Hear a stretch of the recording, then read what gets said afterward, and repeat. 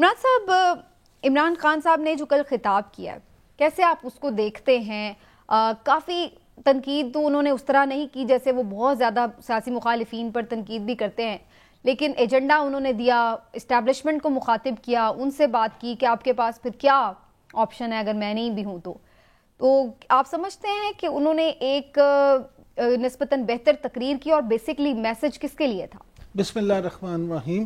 سمجھنا، میں نہیں سمجھتا کہ انہوں نے نسبتاً بہتر تقریر کی، بلکہ میں یہ سمجھتا ہوں کہ کل عمران خان اپنی تقریر میں اپنی مایوسی کا اظہار کر رہے ہیں۔ ہاں جی، عمران خان صاحب جو ہیں وہ دیکھیں، ان کو شاید کہیں ان کے ذہن میں یہ بات بیٹھ چکی ہے یا آ چکی ہے یا غالب ہو چکی ہے کہ وہ سمجھتے ہیں کہ شاید ان اسٹیبلشمنٹ جو ہے ان کو آگے نہیں آنے دے گی، اسٹیبلشمنٹ ان کو نااہل کر دے گی یا کروا دے گی، اور وہ اگلے الیکشن میں حصہ نہیں لے پائیں گے۔ جس بات کا ذکر آپ نے اپنے انٹرو میں کیا، جو عمران خان صاحب کا یہ کہنا ہے کہ جی دیکھیں موجودہ حکومت جو ہے وہ تو ناکام ہو چکی ہے، وہ تو ڈیلیور نہیں کر سکے، تو اگر آپ مجھے بھی باہر کر دیتے ہیں تو پھر آپ کے پاس آپشن کیا بچ جائے گی؟ کیا تو اس کا مطلب کیا ہے؟ اس کا مطلب یہی ہے کہ انہیں یہ کہیں نہ کہیں احساس ہے، جس کا وہ برملا اظہار بھی کر چکے اور بارہا کر چکے ہیں، کہ انہیں نااہل کرنے کا پروگرام ہے۔ تو میں یہ ذاتی طور پہ سمجھتا ہوں کہ عمران خان صاحب کی کل کی جو تقریر تھی اس کا ایک حصہ تو ان کی وہ مایوسی تھی۔ دوسرا آ جاتے ہیں انہوں نے جو پلان دیا،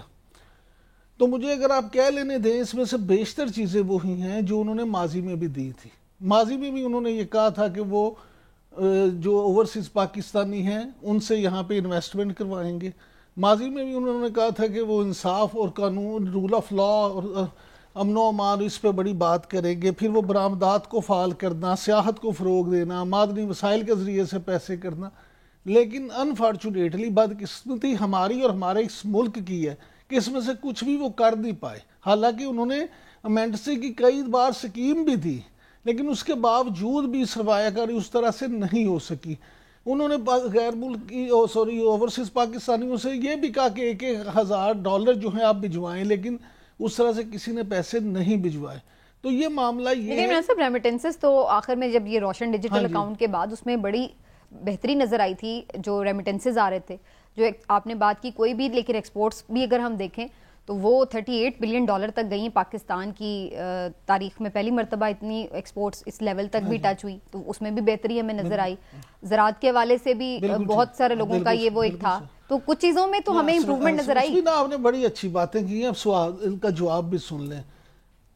بالکل ایکسپورٹ بڑی کب؟ جب کرونا میں پوری دنیا میں ٹیکسٹائل میں بنگلہ دیش، انڈیا سب بند ہو گئے تھے، تو اللہ نے مہربانی کی، اور پاکستان میں کیونکہ کرونا اس طرح سے نہیں تھا تو وہ سارے آرڈرز یہاں آ گئے اور آپ کے ایکسپورٹ بڑھ گئے۔ زرعی ملک جو آپ اس کی بات کرتے ہیں، تو اس میں سے 5 جو آپ کی بڑی فصلیں تھیں، ان میں سے 3 جو فصلیں تھیں، گندم، مکئی، چاول، گندم نہیں، صرف چاول اور مکئی کی فصل بڑی تھی، گندم، گنا اور کپاس، ان تینوں کی فصل نہیں بڑی تھی، اس کی پیداوار نہیں بڑی تھی، یہ آپ کو امپورٹ کرنی پڑی تھی۔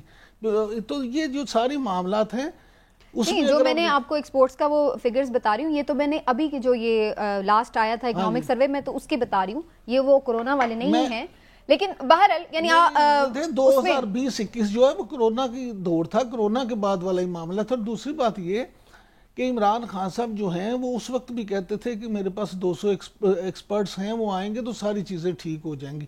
میں ان کی نیت پہ شک نہیں کر رہا، لیکن میں تو ان کا موازنہ، ان کی باتوں کا موازنہ ان کے اپنے عمل سے ہی کر رہا ہوں، ٹھیک ہے، کہ پچھلی دفعہ تو یہ ساری چیزوں پہ نہیں کر سکے تھے۔ اللہ کرے آئندہ۔ اب اس پہ میں ویسے بعد میں آنا چاہ رہی تھی، پہلے تو میں نے ذرا ان کا جو سیاسی معاملات تھے اس پہ ڈسکشن کرنی ہے۔ میں پہلے اطہر کاظمی صاحب سے اسی حوالے سے بات کروں گی۔ کاظمی صاحب، جو عمران خان صاحب کا طرز تخاطب تھا، اس پہ عمران صاحب کا تجزیہ یہ ہے کہ وہ مایوس تھے، لیکن آپ بھی سمجھتے ہیں کہ یہ کوئی مایوسی کا اظہار تھا یا پھر یہ کوئی اسٹیٹس مین کی تقریر تھی جس میں وہ واقعی کوئی فکر مند ہے اپنے ملک کے لیے اور وہ روایتی جملے بازی سے ہٹ کر سیریس ایشوز کو ایڈریس کر رہے ہیں؟ چھوٹا سا کامنٹ کروں گا، جس طرح عمران بھائی نے کہا کہ کرونا کے دور میں ہمارے ملک میں ایکسپورٹس بڑی، بات انہوں نے ٹھیک کی ہے، لیکن جس طرح انہوں نے ذکر کیا کہ بنگلہ دیش اور انڈیا سب کوئی بند ہو گیا تھا، این اسی طرح پاکستان کے اندر بھی جو اس وقت کے حکمراں ہیں وہ رو رو کے یہ کہتے تھے عمران خان کو کہ بند کر دو، سب کچھ بند کر دو، فیکٹریز بند کر دو، یہ ریکارڈ پہ ہے۔ اور اس نے کہا نہیں میں بند نہیں کروں گا. تو ہوتا یہی ہے کہ جو لیڈرشپ کوالٹیز ہیں وہ بحران میں ہی آپ کو نظر آتی ہیں. اچھا جہاں تک گزشتہ روز کی تقریر کا تعلق ہے، پہلے تو اگر آپ جلسے کی بات کر لیں، جس طریقے سے جلسے سے پہلے چھاپے مارے گئے، وہاں پہ جو رکاوٹیں کھڑی کی گئیں، اور پھر ہمیں یہاں پہ نگراں جو وزیر اطلاعات ہیں انہوں نے بتایا کہ ہم نے کوئی راستہ بند نہیں کیا. دیکھیں یہ ڈیجیٹلی باشعور عوام کا دور ہے، آپ گوگل میپس کا دور ہے، آپ گوگل میپس کے اوپر جاتے ہیں اور آپ کو نظر آ جاتا ہے کہ کون کون سی روڈ بلاک ہے. تو مسئلہ وہ ہے کہ جو 90 اور 80 کی دہائی میں پھنسی ہوئی سیاست ہے وہ یہ چیزوں کو سمجھنے سے قاصر ہے. دوسری وہاں پہ جس قسم کی آڈینس تھی، اگر آپ آڈینس دیکھ لیں، عام عوام تھی جس میں لوگ اپنی ماؤں، بیٹوں، بیٹیوں، چھوٹے چھوٹے بچوں کے ساتھ وہاں پہ موجود تھے اور صبح تک وہاں پہ موجود رہے.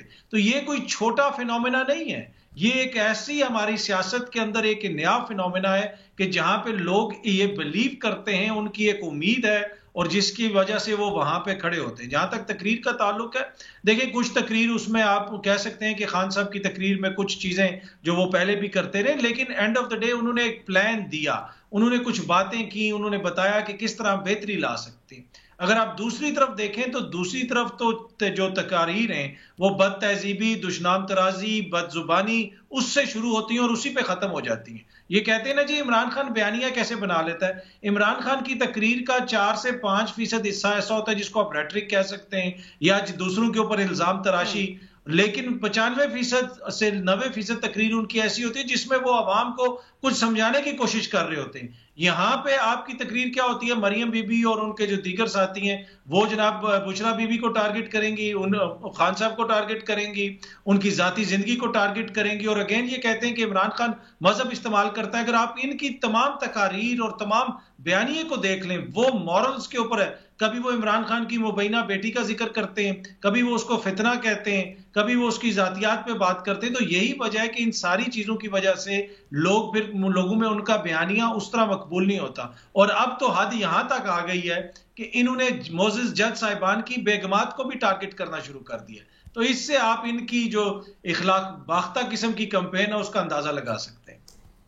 چودھری صاحب یہ جو تجزیہ دیا ہے ابھی کاظمی صاحب نے وہ بالکل اپنی جگہ، میں اس پہ بات کرتی ہوں کہ 10 پوائنٹس ایجنڈا کتنا قابل عمل ہے، لیکن جو تقریر عمران خان صاحب کی تھی اس پر بڑی بات ہو رہی تھی، میں دیکھ رہی تھی سوشل میڈیا پر. انہوں نے تو مریم نواز صاحبہ کا ایک دفعہ کل کی تقریر میں نام تک نہیں لیا، کسی حوالے سے بھی ذکر نہیں کیا، اور اس پر بڑی لوگوں نے گفتگو بھی کی کہ مریم نواز صاحبہ کی موسٹلی تقریر کا جو حصہ ہے وہ عمران خان صاحب پر تنقید پر مشتمل ہوتا ہے.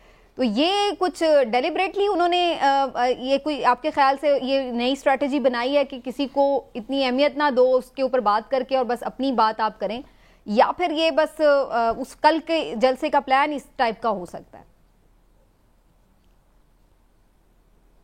دیکھیں کل کا جو جلسہ تھا وہ الیکشن کی ریلی تھی.